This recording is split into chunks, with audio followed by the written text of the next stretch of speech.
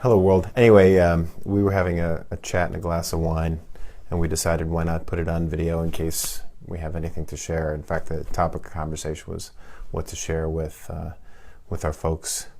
So, yeah, where did we leave off? Well, we were talking about how a big problem that we're finding over and over again is that people are concerned about whether or not they actually have the ability to change. That feeling of it's just always going to be this bad and there's nothing I can do about it seems to be a theme that I've heard a lot of times. I don't know if you've noticed that. Yeah, absolutely. In fact, it's interesting to consider that foundational thing because a lot of times people want to change. They have the ideas and they have the reasons to change and even a good sense of what needs to change, but they feel that perhaps they haven't been able to in the past and that they never may be able to. So I definitely find that that's a foundational thing, and what we're noticing is that can affect a person's willingness to commit to a plan to improve their lives. And I think in the scheme of things it's unfortunate because it might stop people dead in their tracks before they embark on what might be a real breakthrough journey. So. And just because it hasn't worked in the past doesn't mean it's not possible. I mean, the reality is that if you do have the right support system, then you can make that change. Change is possible with the right people that are on your side. If you're constantly going back to the same people all the time that are giving you misinformation, and maybe the cause of some of the issues that you might have been having to begin with, how do you expect them to help you move on and change? That could even be your own self. If you rely on yourself all the time to know better and make the changes, well, how has that been working for you so far? And for most of us, having an outside source to help us through is what helps us to change. Realizing the change is possible, deciding to make a change, and then going through the process of making the change, reaching out to whoever you need to, and actually making the steps, the action steps that you need to do to make those changes. I really think it comes down to understanding what motivates a person. If it's a matter of making change in your life, it's got to be something that is, sparks a passion within you. Mm-hmm.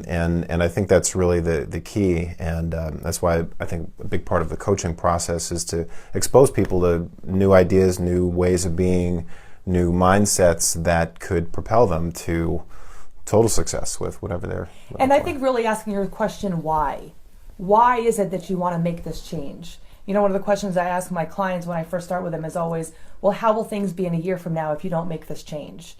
And, what I hear a lot of times is it's going to be pretty bad. It's going to be awful if I stay feeling this badly or if I don't change the situation that I'm in.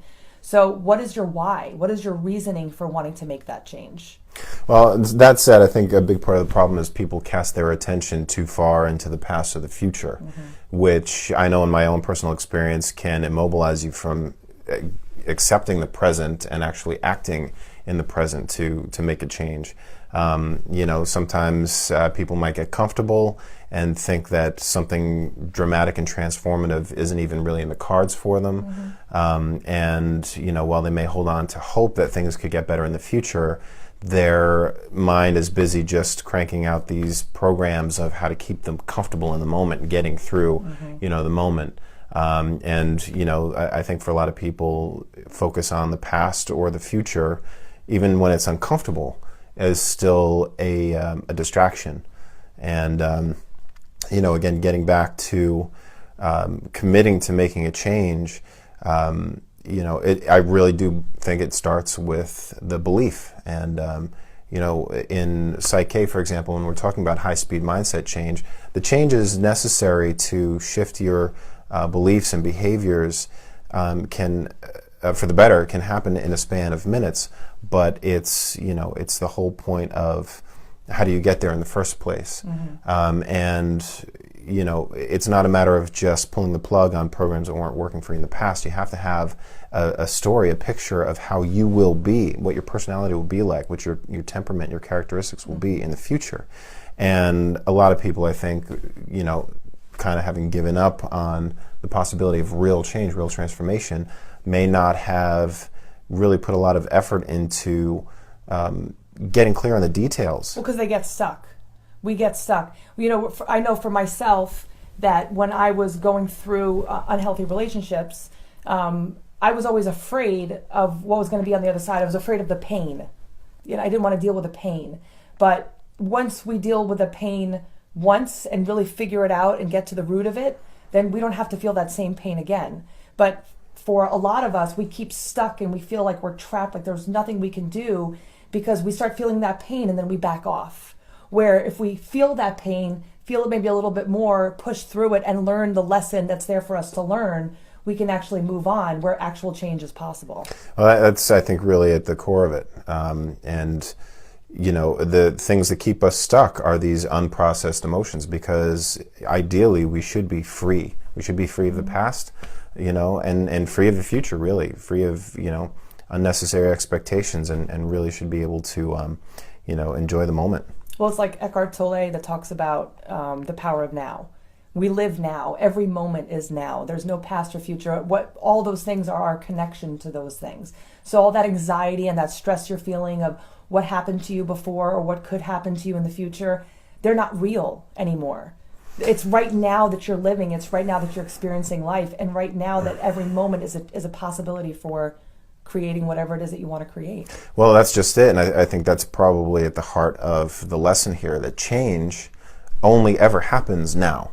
And people who might be hesitant to make a real worthwhile investment in themselves are considering that, if then sort of equation, where it's, something might shift that make it easier, fall into their laps more, or when it comes time to, draw the line in the sand, and actually take a chance, be bold and daring, take a chance on yourself. That's when, whatever courage and character you can muster is going to come to bear. And, I think it's also worthwhile saying, and this comes from personal experience, that change doesn't have to be difficult. And you could look at it as, you could try to be strong and persist and overcome your obstacles by turning your attention elsewhere. But realistically, anything that's stressing you on any level, anything that's holding you back, you really owe it to yourself to deal with it and get it out of the way, because, while it might seem scary to face the things that at your core have been, shaping your existence and a whole host of emotions that go with it, fear, anxiety, stress, bitterness, guilt, regret, all of that stuff. Well, like Steph said, there are lessons to be learned in our adversity.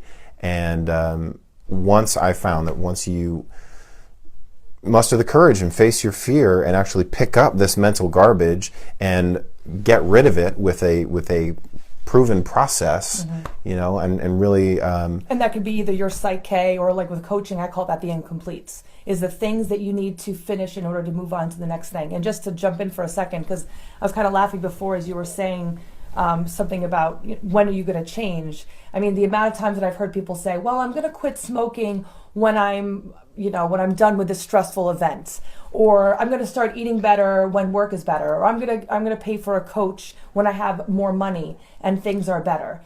And if you keep doing that, next thing you know, another year has gone by and change has still not happened, because you can always say you're going to wait for something else to happen. It's the decision now that you need to make and say, today, now I'm going to make the decision to start making changes and create the life that I want. Yeah, well, I think it comes down to Realizing that happiness doesn't exist at some point in the future, or at some point in the past. It's as they say, never too late to start making new plans. And, realistically, I don't see any reason why every day shouldn't hold the potential to create miracles. And I asked myself, was I worthy enough to participate in that? And truthfully, I'm seeing more and more evidence all the time that, yes, I am worthy, and that we're all worthy. And I'm certainly grateful to be part of a group that supports this rising awareness and empowerment, because there is a bigger context for all this change. I mean, everyone's going through it. You're not alone. But we're all going through a tough time individually and collectively. We're all being called, I think, to face the things that we really know we've needed to change for a long, long time. Let's put these burdens down. They don't define us, and we can create space for miracles to come in. And there's abundance. you know, It's not like you can only get a little bit of love.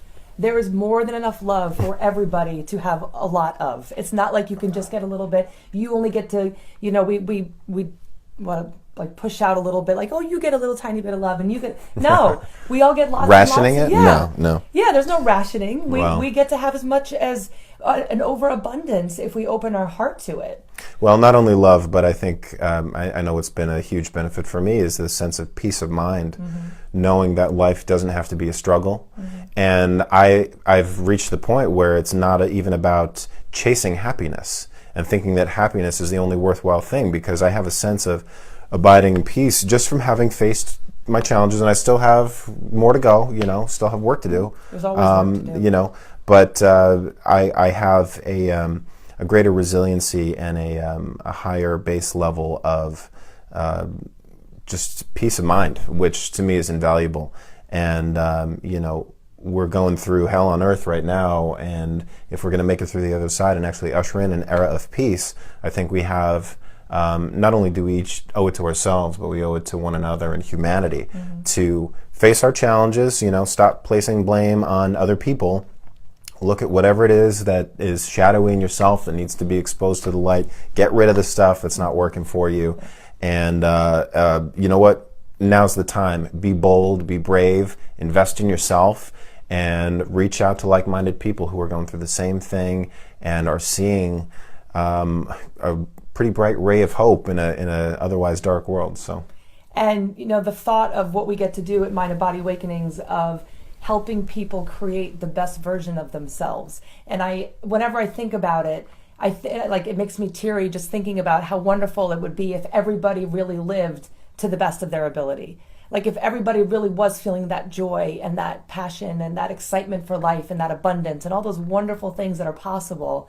I mean, it would be everything would be wonderful. And it's when we start really looking at ourselves that we can actually make that happen for us. And we would love to be able to help you through that. Yeah. You got to recognize that change is possible and you are worthy of it.